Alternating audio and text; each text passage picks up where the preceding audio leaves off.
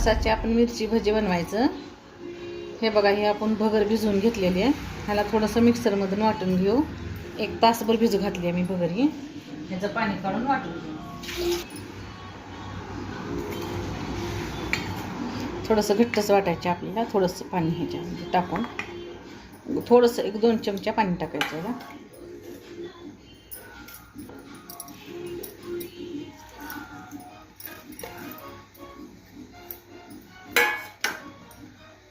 थोडेसे जिरे टाकते मी आणि एवढं मीठ, थोडंसं मीठ आपल्याला जेवढं पाहिजे तेवढं.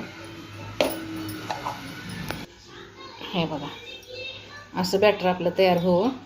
थोडेसे मी भिजू घातलेले थोडे साबुद, त्याच्यामध्ये एवढा मी साबुदाणा टाकले होते थोडासा. घट होण्यासाठी आपण ही साबुदाणा टाकला होता.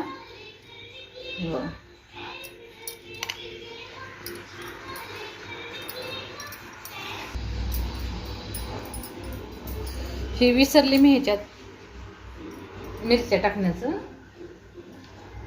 मीठ आणि मिरची मी टाकते, आपले तिखट जेवढं पाहिजे तेवढं.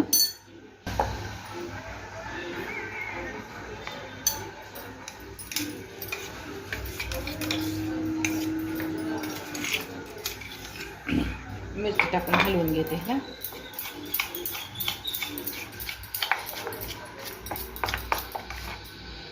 हे बघा, आपण तेल गरम करायला ठेवलेलं आहे आता.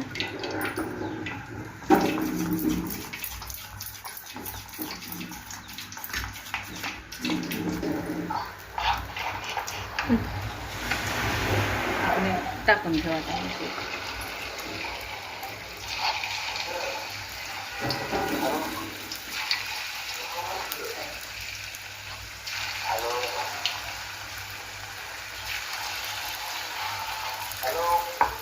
नाही,